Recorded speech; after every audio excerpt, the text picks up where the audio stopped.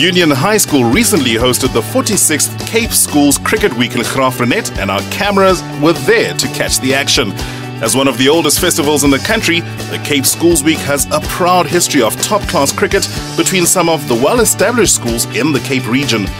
The hosts, Union High, were joined by fellow Eastern Cape schools, Grey High, Selborne, Queens and Dale, whilst Rondebosch, Paul Roos, Wynberg and Sax made the trip up from the Western Cape.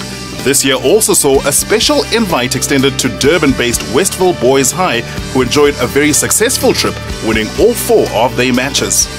After 4 days of grueling declaration cricket in the heat of the Karoo sun, we look back at some of the individual performances that caught the eye.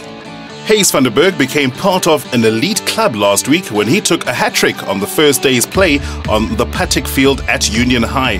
The Rondebosch Boys High pupil got rid of the last 3 Dale College batsmen in consecutive deliveries to achieve the rare feat. Dale batted first and were in trouble from the outset, with the Bosch bowlers restricting them to 28 for 7. A fighting 8th wicket stand of 33 was brought to a rapid end with the introduction of Van der Berg, who by his own admission is more of a part-timer. Well, actually I was trying to figure out if I should make a bet for the mid-on and mid-off whether I should shave my eyebrows. And I backed out a bit, but yeah, I had a feeling that I was going to take the wicket there.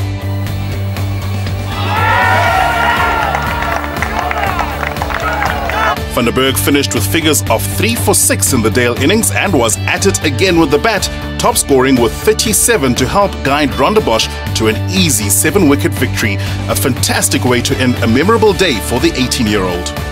The very next day on the self-same Patek field, yet another Cape Town schoolboy excelled. However, this time it was Wynberg's David Bedingham who bludgeoned a magnificent 106 against Selborne College.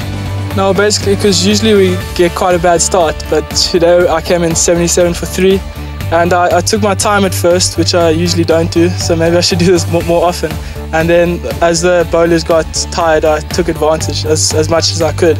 Bedingham's fiery knock was nothing short of brilliant as Wynberg romped to 306 for 7 in 52 overs at lunch before declaring. At Wynberg we play kind of like a positive cricket, so we try we don't want the teams to draw against us, so we try let them have a sniff so that they go for the score and not just block it out, so we get a result. In reply, Selborne were in all sorts of trouble at 67 for 6, but some resistance from the tail and some indifferent fielding from Wynberg allowed the Selbornian tail to creep up to 181. Ultimately, it was Bedingham's ton that proved the difference between the teams as Wynberg claimed a resounding 125-run victory.